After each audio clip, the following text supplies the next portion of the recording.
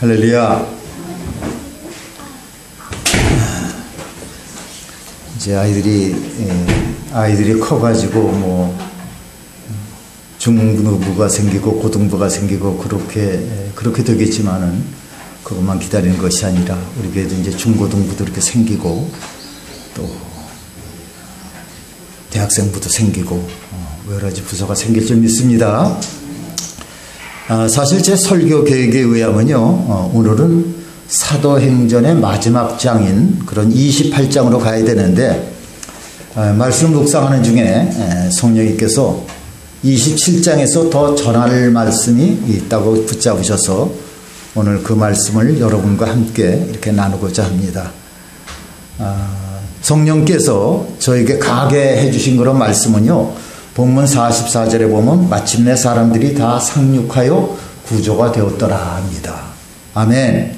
다 그저 무사히 육지에 도착해서 구조가 됐다는 거예요. 바울을 싣고 가던 이 배에는요 276명의 죄수를 비롯해서 또 군인들, 또 선원들, 여행객들이 이렇게 타고 있었어요.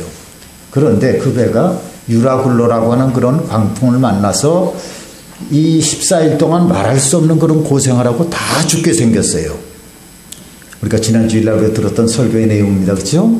그런 하나님께서 바울 때문에 배에 탄 모든 사람들을 다 이렇게 살려주셨습니다. 그러니까 여기에 매우 중요한 그런 교훈이 있다는 거예요. 그 배에는 별하별 사람들이 다 타고 있었습니다. 그런데 다 좋은 사람들만은 아니겠죠. 이 선원들은요, 이 활락가가 있는 그런 큰 항구에서 겨울을 날려고 그 당시에 항해를 하면 위험한데도 불구하고 무력의 항해를 강행했어요. 그래서 그 화를 자초하게 된 겁니다. 또 사람을 죽이는 그런 일은요, 아무렇지도 않게 생각하던 그런 로마 군인들이었습니다. 전쟁터에 나가서 수많은 사람들을 죽이는 그런 일을 했고요. 사람 죽이는 것에 그저 마음이 무뎌진 사람들이 그 당시 로마 시대의 그 군인들입니다. 압송되는 그런 죄인 중에도요, 물론 이 사도 바울은 죄 없이 그저 하나님의 복음을 증거하고 부활을 증거했다는 그런 제목으로 이렇게 포승지를 묵혔지만은 그 중에는 아마 정말 다 죄인이겠죠. 뭐 억울하게 온 사람도 있을지 모르겠지만은 정말 죄질이 나쁜 사람도 있을 거예요. 아주 악질적인 그런 죄를 범하고 온 사람도 있을 겁니다. 그런데 하나님의 마음은 그 모두를 다 살리는 거예요. 바울은 그래서 22절에 담대하게 그 배에 타고 있던 모든 사람들에게 하나님의 뜻을 전합니다.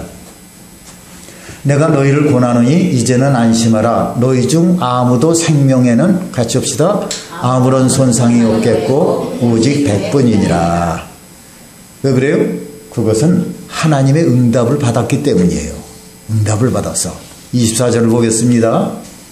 바울아 두려워하지 말라. 너가 가이사 앞에 서야 하겠고 또 하나님께서 같이 합시다. 너와 함께 항해하는 자를 다 내게 주셨다 하였으니. 그래서 몇 명이 살았어요? 276명이 살았다는 거예요. 276은 저 외우기 쉬워요. 외우기 쉽습니다. 처음에는요, 한 사람도 살 것 같지가 않았는데 아주 대단히 위험한 그런 상황이었는데도 다 살았습니다. 그러나 배에 탄 모든 사람들이 다 구원을 받기까지는 두 번의 고비가 있었어요.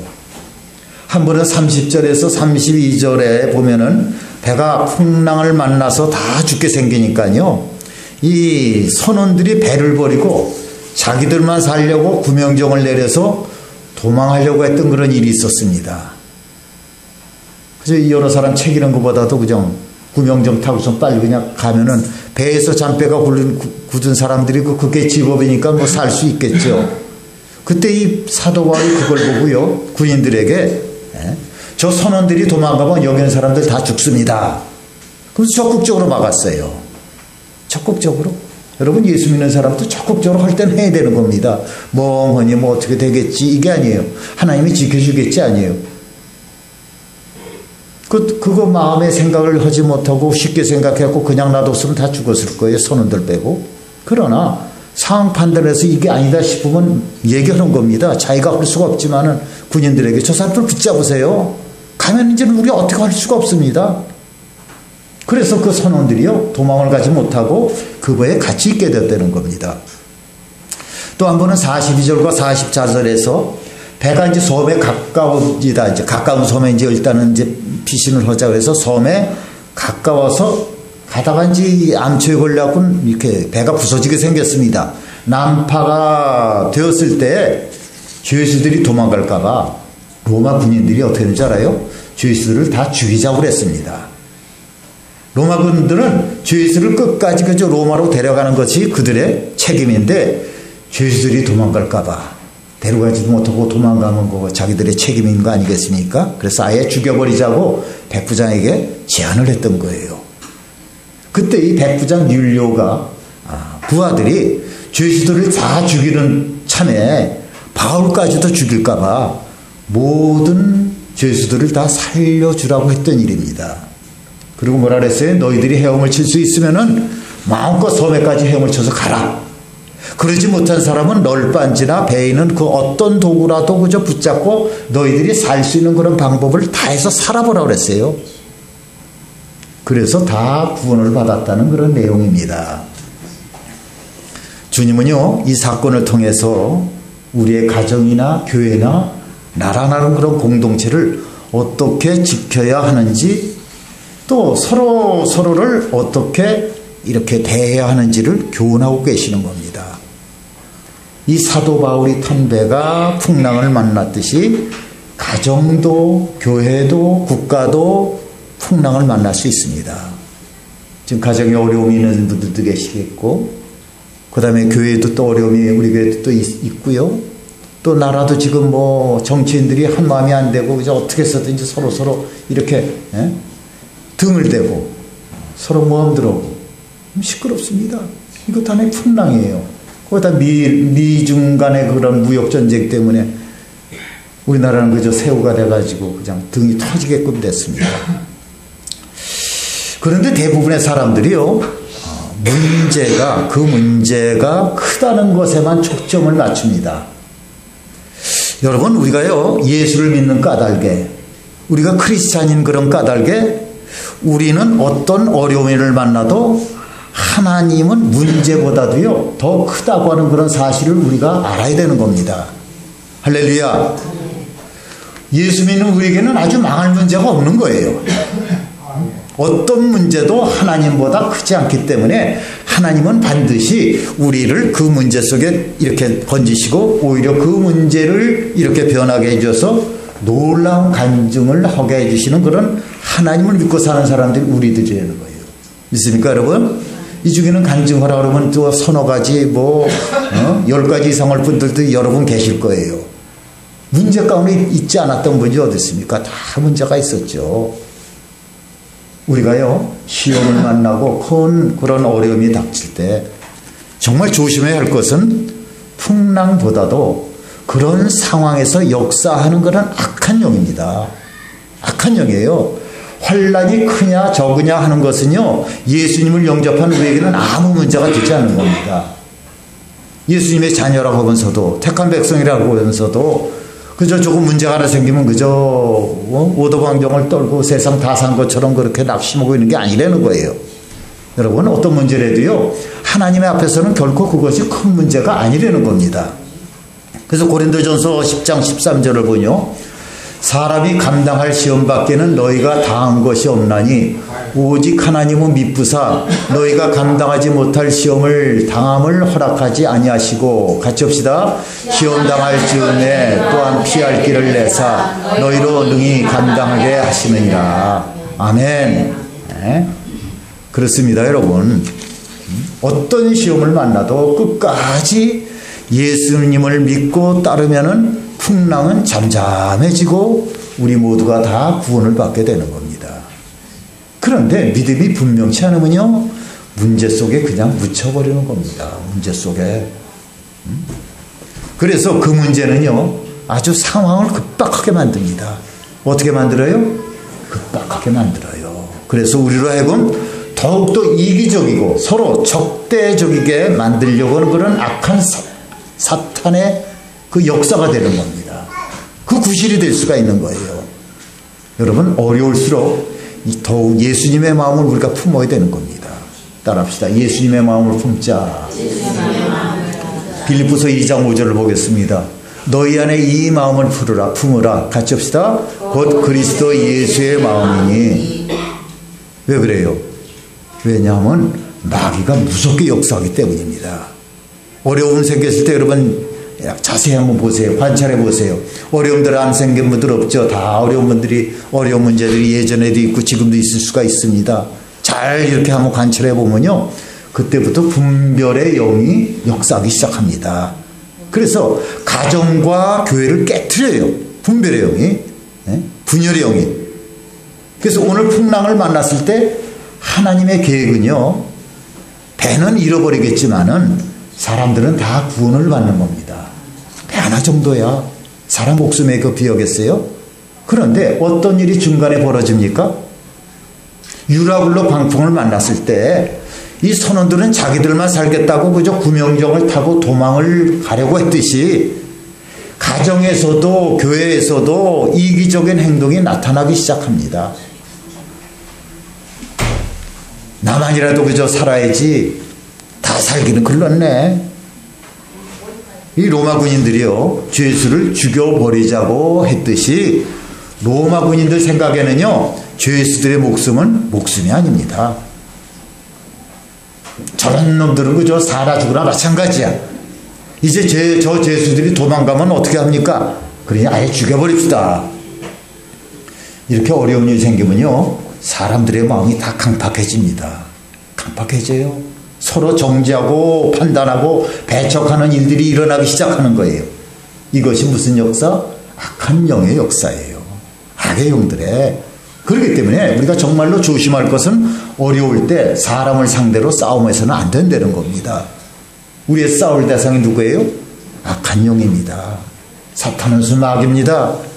어려운 일이 생겼을 때 재정적인 문제, 또 건강의 문제, 또는 여러 가지 그런 시험거리가 생기면요, 성도들은 정말로 그때 예수님의 마음을 품어야 되는 겁니다. 마귀가 공동체 안에, 가족 안에, 교인들 안에 서로 이기적인 마음으로, 나라도 살아야지 하는 그런 마음으로 사람들의 마음을 움직이고, 또 서로 판단하고 정죄하고 서로 죽이려고 하는 그런 마음을 갖게 만드는 거예요. 내 의지가 아닙니다. 마귀가 주는 그런 마음이에요. 그런데 여러분, 성령 하나님은요, 절대로 그런 마음을 주시지 않습니다. 성령 하나님 어떤 분이에요? 하나 되게 만드시는 분이에요. 이 영적인 전쟁의 핵심은요, 하나가 되느냐 분열이 되느냐 문제입니다. 그렇기 때문에 우리가 할 일은요, 예수님의 마음을 굳게 품고 하나됨을 지키는 겁니다. 에베소 4장 3절을 보겠습니다. 평안에 매는 줄로 성령이, 같이 합시다, 하나 되게 하신 것을 힘써 지키라. 우리 안에 계신 예수님을 우리 마음에 품으면요, 어려움이 생기면 생길수록 하나가 되는 쪽으로 이렇게 항상 가게 되는 겁니다. 어려움이 생겼다고 하나가 되는 거 아니죠. 뭘로 어떻게 하면? 예수님의 마음 품으면, 그러면 반드시 주님이 해결해 주시는 겁니다. 가정의 문제가 그렇고, 교회 문제가 그렇고, 직장의 문제야, 나라 문제가 똑같습니다. 여러분, 어려움이 생길 때 자세히 한번 주의 깊게 한번 보시기 바랍니다. 어떤 일이 벌어지는가? 영적인 역사가 일어납니다. 자기만 살겠다는 그런 사람이 생기고요, 서로 판단하고 정죄하고 그저 죽이려고 하는 일들이 일어나는 거예요. 그때 여러분이 주님의 마음을 품고 끝까지 하나됨을 지키고 나가면요, 신기하고 놀랍게도 기적과 같은 모두가 다 사는 그런 역사가 일어나는 겁니다. 그때 세상 사람들은요, 하나님을 알게 되는 거예요. 아이고, 저들이 믿는 하나님이 정말 살아계시는 것 같아. 저 기독교인들 사이에는 그저 진짜 하나님이 계시는구나 하는 것을 알게 됩니다. 이렇게 우리가 환난을 만나고 어떤 시련을 당해도 하나됨을 힘써 이렇게 지키면은 세상 가운데 하나님의 영광이 드러나는 겁니다. 요한복음 13장 35절을 보겠습니다. 같이 합시다. 시작. 너희가 서로 사랑하면 이로써 모든 사람이 너희가 내 제자인 줄 알리라. 17장 20절을 보겠습니다. 아버지와 아버지께서 내 안에 내가 아버지 안에 있는 것 같이 그들도 다 하나가 되어 같이 합시다. 우리 안에 있게 하사 세상으로 아버지께서 나를 보내신 것을 믿게 하옵소서. 오늘 하나님은요 그 말씀을 우리에게 꼭 주시길 원하는 겁니다. 지금 한국 교회들이 소속되어 있는 그런 각종 교단들이요 참 어려움에 처해 있는 그런 교단들이 참 많습니다. 각종 불화와 또 횡령이 있습니다. 또 독선, 아집, 또 섣부른 이단의 그런 정죄 등으로 인해서 재판이 걸려 있고 서로 투소를 하고 회오리가 치는 바람에 고통을 당하는 그런 교회와 교단들이 여러 때입니다. 그러나 주님은요 교회가 잘못이 있다 할지라도 욕을 먹어도 교회를 사랑하시는 분이 우리 주님이십니다. 믿으시기 바랍니다. 교회에 어떤 문제로 인해서 싸우는 그런 시험이 많지만은 하나님께서는 교회를 징계하실전정 교회를 절대로 버리시지 않습니다. 한국교회가요 한때 타락하는 그런 모습을 갖다 보이니까는 심지어는 성령 하나님께서 우리 한국교회를 이렇게 떠났다고 이렇게 극언하는 그런 사람들도 있었습니다. 그 말이 경종을 울리는 그런 의도인 것은 알겠지만은 그게 참 정말 무서운 말입니다. 우리 한국교회 성령이 떠나요? 무서운 말 아니겠습니까? 왜냐하면 그게 사실이 아니기 때문이에요. 일부가 그럴 수가 있겠지만은 지금도 얼마나 놀라운 구원의 역사와 복음의 역사가 일어나는지 모릅니다. 말썽만 피우고 그저 타락한 그런 자녀에게 누가 찾아와서 야야야 너 네 부모도 널 버렸어 이렇게 하면요 그 소리를 들은 그 부모가 좋아하겠어요? 고마우겠습니까? 자식이 아무리 행실이 바르지 않아도 부모의 마음은 그런 게 아니에요. 끊임없이 살아오는 것이 부모의 마음입니다. 그런 말을 들으면요 부모는 정말로 분노하게 됩니다. 분노하게. 교회가 어려울 때 나라도 그저 살아야겠다는 그런 생각은요 예수님의 마음을 정말 이해하지 못하는 사람입니다. 소극적인 그것도 정말 예수님이 좋아하지 않는 그런 마음이에요. 교회와 성도가 잘못했을 때에 하나님으로부터 징계는 받을 수가 있어요. 그러나 하나님께서는요 결코 교회와 성도를 버리지 않는 겁니다. 믿으시기 바랍니다. 징계가 있었지 내가 고난을 받았지만은 하나님이 나를 버리신 건 아니야. 이사야서 49장 15절을 보겠습니다. 여인이 어찌 그 젖 먹는 자식을 잊겠으며 자기 태에서 아들을 국률이 여기지 않겠느냐. 같이 합시다. 그들은 혹시 잊을지라도 나는 너를 잊지 아니할 것이라. 하나님께서 교회를 징계하십니다. 그때 나는 잘못하지 않았어요. 다 저 사람들 때문이에요. 저 권사 때문이에요. 저 집사 때문이에요. 왜 내가 저런 사람들과 함께 고통을 싸잡아서 당해야 됩니까? 이렇게 하면서 공동체를 떠나는 것은요 하나님의 마음을 정말로 모르는 겁니다. 하나님께서 매를 드셨다면 공동체와 함께 같이 매를 맞는 것이 그게 정답이에요. 하나님 우리가 잘못했습니다. 우리가 매맞이를 했습니다. 우리를 때려주십시오. 이렇게 하는 것이요 오히려 문제를 더 빨리 해결하는 거예요. 받아들인 그런 입장이라면요 아버지 제가 잘못했어요. 저 동생들이 뭘 알겠습니까? 결국은 다 제 잘못 때문에 이렇게 된 겁니다. 또 동생들은요 형이 무슨 잘못이 있어요. 우리들에게 잘못이 있었던 거예요. 그러면요 부모님들은요 매를 거두게 되어 있습니다. 더 이상 매를 들고 그럴 이유가 없지요. 다 해결된 것입니다. 그런데 서로 나는 아무 잘못도 없어요. 나는 억울해요. 난 떠날래요. 이러면요 그 부모는 정말 속이 뒤집어지는 겁니다. 하나님께서 우리를 끝까지 버리시지는 않으시지만은 징계할 때가 있는데 그때 우리가 바로 깨달아야 되는 겁니다. 따라합시다. 바로 깨닫자. 깨닫지 못하면 그건 뭐 아무거나 아니에요. 내 죄이구나. 하나님 우리 전체의 문제입니다. 그럼 반드시 문제가 풀려나길 이렇게 되고는 겁니다. 여러분 다 같이 가셔야 됩니다. 다 같이 사는 것이 하나님의 뜻이에요.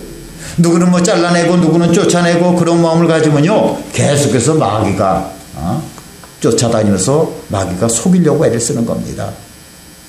영적 분별을 못하니까 제대로 판단을 못하게 되고 하나님의 마음을 잊지 못하는 거예요. 그렇기 때문에 성도들은 다른 사람에 대해서 함부로 말하면 안 되는 겁니다. 저 사람은 살려둘 가치가 없어? 로마 군인들이 그저 죄수를 향해서 그렇게 생각했죠. 근데 하나님의 마음은 그것이 아닙니다. 아이고 저 사람 우리 교회는 안 나왔으면 좋겠어? 이렇게 하면요 하나님의 마음을 너무나도 아프게 하는 겁니다. 만일 하나님께서 우리에게요 그런 기준을 대하셨다면 우리 여기서 구원받을 자가 누가 있겠습니까? 그런 기준이라면 야곱이 죽기 전에 12아들을 축복했는데 그 중에서 유다가 유난히 그저 큰 복을 받았어요. 창세기서 49장 8절에 보면은 유다야 너는 내 형제의 찬송이 될지라 내 손이 내 원수의 목을 잡을 것이요 내 아버지의 아들들이 같이 합시다 내 앞에서 절하리라. 절하리라. 너 앞에서 절하라. 유다야 네 형제들이 네 앞에서 절하는 거야. 이것은 물질적인 푸념과 번영만이 아니라 완공과 메시아가 후손에서 날 것이라는 그런 엄청난 그런 복인 겁니다. 우리가 지난번에 계속 배우고 있죠. 이때부터 성경은요 유다의 후손 중심으로 역사가 전개됩니다. 한 3, 4주 전이고 5주 전에 이렇게 우리가 배웠던 그런 거 아니겠습니까? 성경 1쪽 학교 때. 여러분 이게 놀라운 축복 아니겠어요? 하나님께서 무엇 때문에 유다에게 이렇게 복을 주시겠습니까? 정식적으로 서열적으로 하면 이게 장남도 아닌데 그 유다는 하나님의 마음에 합했던 사람이기 때문이에요. 이 유다는 다른 형제와 이렇게 다른 점이 있었어요. 유다는 어쨌든 할 수 있는 대로 다른 사람을 살려주려고 했던 사람입니다. 다른 사람의 허물을 그저 자기가 품고 나가는 거예요. 품는다 그러죠. 유다가 그랬어요. 유다는 이 요셉을 죽음에서 구해줍니다. 이 요셉이 형들로부터 그저 시기를 받아서 죽을 위에 빠졌습니다. 그때 유다가요 우리 이 요셉을 죽이지 말고 저기 오는 그저 미디안 상인들에게 팔아버리자. 그럼 우리는 돈이라도 받지 않냐. 핑계댄 거죠. 팔아넘기자. 노예로 끌려가는 게 낫죠. 거기서 죽는 것보다 구덩이로 갇혀가지고. 어쨌든 유다는요 요셉을 어떻게든 그저 살려보고 싶었어요. 말년에 유다는 첫째 아들의 그 며느리 다말이 첫째 아들도 죽고 둘째 아들도 죽자 셋째 아들에게 시집을 보내야 되는데 그렇게 하지 않았습니다. 아이고 저 다말에게 그 장가만 가면 아들 둘이 다 죽었어. 첫째도 죽고 그다음에 둘째도 죽었어요. 그러니 그거 셋째 아들 주기가 그저 마음이 생기겠습니까? 그런데 그 당시에는요 가문의 대를 잇고서 첫째가 죽고 후손이 없으면 그 다음에 둘째한테 가고 둘째 죽으면 셋째 이렇게 갔습니다. 그들의 전통이에요. 그러자 이 다말이요 자식을 낳아서 가문을 잇고 싶은데 시아버지인 유다가 도무지 자신을 셋째 아들에게 시집을 안 보내주니까는 창녀로 변장을 해갖고 시아버지와 관계를 맺는 그런 어처구니 없는 그런 일을 저지릅니다. 이 시아버지가 전혀 모르죠. 변장으로 그 다음에 자기를 맞았으니까. 그래서 이 며느리 다말이 아기를 갖게 되었을 때 이 유다는요 그저 모른 척하고 이 며느리가 간음을 했다고 그냥 죽여버릴 수도 있지 않았겠습니까? 후환이 두렵고 두고두고 말들이 나올 텐데. 그런데 그 충격적이고 부끄러운 일을요 감추려고 하지 않고 다 자기 잘못이라고 그렇게 말하고 이 다말이 자기보다 옳다고 하면서 다말을 죽음에서 건져냅니다. 또 가나안에 흉년이 들었어요. 아주 크나큰 흉년이 들었습니다. 그래서 이웃나라인 그런 애굽에 곡식을 살아가서 막내 베냐민이 도둑 누명을 쓰고 붙잡혀 있게 되었을 때 유다가 뭐라 그랬나요? 베냐민이 돌아가지 않으면 우리 아버지 죽습니다. 그러니 자기가 대신 종이 되겠다고 그렇게 나섰습니다. 그렇습니다. 다른 사람을 살려낼 수 있다면 기꺼이 자기를 희생하려고 했던 것이 이 하나님의 눈에 들었던 거예요. 이스라엘이 가나안 땅을 이제 들어가려고 정복 전쟁을 할 때요. 맨 앞장에서는 그런 지파가 어느 지파? 유다 지파입니다. 여러분 옛날 전쟁들 아시죠? 옛날 전쟁들 칼과 창으로 막 쏘고 활로 쏠 때는 그런 전쟁에서는요, 제일 앞장서서 싸워서 나설 때 제일 앞에 있는 사람들이 제일 많이 죽습니다. 먼저 시작한 사람이. 그런데도 전쟁만 하면 이 유다지파가 맨 앞에 나서서 이렇게 희생을 당했는데, 신기하게도요, 나중에 인구조사를 해보면요, 유다지파의 수가 제일 많았다는 거예요. 그렇게 죽었는데도 하나님이 유다지파에게 큰 복을 내려주신 겁니다. 그렇기 때문에 성도 여러분, 우리도 똑같이 살면 돼요. 이 교회 공동체가 위기를 만났을 때 명심해야 될 것이 있습니다. 이기적인 마음으로 자기만 살려고 하면 하나님 복이 없어요. 안 주십니다. 아이고, 남들이 하겠지. 나는 뭐 교회 집사인데, 나는 그저 알아주다는 그런 권사인데, 이게 아닙니다, 여러분. 그거는 똑같은 마음이에요. 나만 살려고 하는 거예요, 그거는. 그리고 또 다른 사람을 판단하고 정죄하지 말아야 되는 거예요. 아이고, 저 사람이 어떤데 그러지도 못해, 이러지도 못해, 이런 봉사도 못해, 이런 희생도 없어. 판단하지 말라는 거예요. 우리 모두가 다 할 수 있으면은 살려주는 자가 다 되시기를 주님의 이름으로 축원합니다. 그러면 하나님께서 말할 수도 없는 그런 복을 임하게 해주십니다. 어느 목사님에게 90세 된 그런 어머니가 계셨어요. 90세면은 뭐 장수하는 편이죠. 우리 교회는 그저 다들 85세, 86세, 90세까지 이렇게 가고 그래서 뭐 그렇게 실감이 안 나지만 그저 90세 정도면요 장수하는 겁니다. 근데 하루니 목사님이요, 쉽게 어머니에게, 어머니 이제 돌아가실 때가 되지 않았어요? 이렇게 했더니 어머니가, 그러게 말이다, 나도 이제 죽을 나이가 되는데 이렇게 사는구나, 이렇게 하시더래요. 그러나 그날 이후부터요, 이 어머니는요 말수가 줄어들었답니다. 말수가. 목사들의 생각 없는 그런 말이에요. 마음에 서운을 했나 보다, 이 목사님이 이렇게 생각을 했대요. 교인 중에 늘, 아유 목사님, 나 이제 그만 살고 이제 죽도록 기도해 주세요, 이렇게 하던 연세가 많으신 그런 권사님이 계셨답니다. 하루는 이 목사님이 이 권사님 댁에 신방을 갔는데, 이 권사님이 막 반갑게 나와가지고, 아이고 바쁘신데 우리 집에는 신방으로 오시지 않아도 되는데, 아이 목사님 이렇게 오셨네, 이러더래요. 뭐 마음에도 없는 말이죠. 인사치레죠. 그래서 목사님께서요 농담으로, 아이고 권사님이 빨리 돌아가시게 해달라고 이제 기도하려고 왔죠, 이랬답니다. 농담이었는데 그 다음부터 이 권사님이 목사님과 말을 하지 않더랍니다. 말을. 농담이라도 정말 조심해야 되는 거예요. 조심해야 되는 거예요. 농담조차 남을 죽이는 농담을 하지 말고 살려주는 그런 농담을 해야 됩니다. 우리가 농담을 한다고 너무 사람들을 깎아내리고 또는 죽이는 그런 농담을 합니다. 정말로 조심할 그런 일이에요. 죽은 이 시인의 사회라는 그런 영화가 있습니다. 아주 굉장히 감동 깊게 보게 되고 많은 사람들이 보는 그런 명화인데, 이 영화에 보면 닐이라고 하는 그런 학생이 나와요. 닐. 이 학교는 미국의 아이비리그라는 그런 명문 대학만 이렇게 진학을 시켜온 그런 명문 고등학교인데, 이 명문 고등학교에 이렇게 재학 중인 이 닐은요, 자신이 진정으로 하고 싶은 것은 바로 이제 연극이라는 것을 깨닫습니다. 연극말로 나한테 정말 내 소망이로구나, 내 희망이로구나. 그래서 친구들에게, 얘들아, 내 인생에 정말로 내가 뭘 하는지를 내가 알아냈어. 그게 뭔지 알아? 그게 연극이야. 이렇게 소리쳤어요. 물론 집에 식구들에게도 다 얘기를 했겠죠.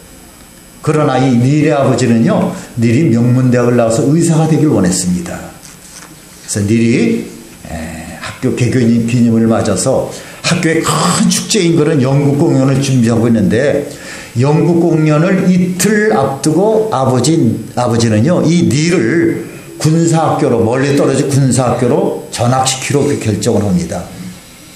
여기다가 네가 안 되겠다, 아주 그저 강제로라도 그 군사학교 가갖고 정신을 차려야 되겠다. 그리고 식구들 앞에 통보를 합니다. 그날 밤 이 닐은요, 부모가 모든 잠든 사이에 아버지 책상 서랍에서 권총을 꺼내 들었습니다. 어떻게 했겠어요? 어떻게 했겠어요? 총소리를 듣고 달려온 그런 아버지가 죽은 아들을 보고 통곡을 합니다. 통곡을. 나는 사랑한다고 했는데, 나는 정말로 진정으로 사랑한다고 했는데, 아버지는 본의 아니게 그 아들을 죽이는 그런 일을 한 겁니다. 여러분, 우리는 서로 모르는 사이에 서로를 죽이고 살아갑니다. 이 예수님의 마음은 다른 사람에 대해서 존중하고 배려하는 마음 아니겠습니까?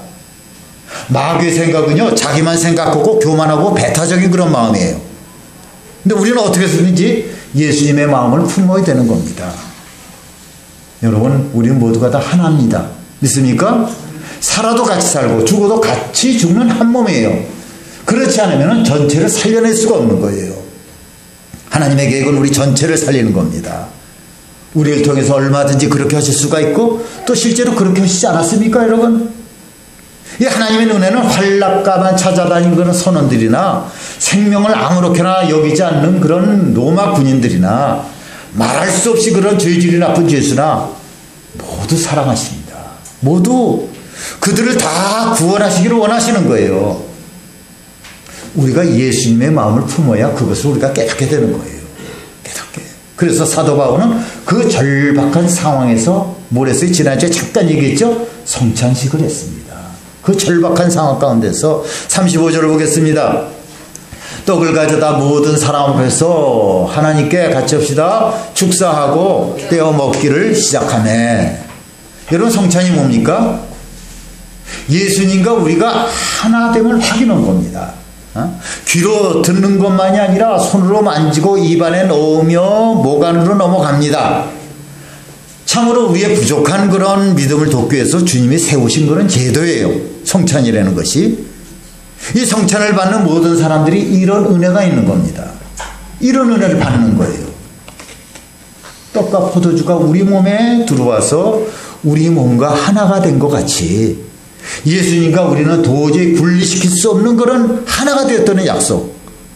그래서 어떤 잘못을 했다 할지라도 나는 너를 모른다고 하시지 않겠다는 그런 주님의 약속인 것입니다.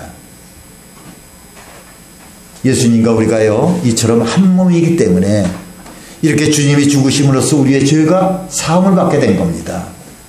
주님과 우리가 함께 되었던 거예요.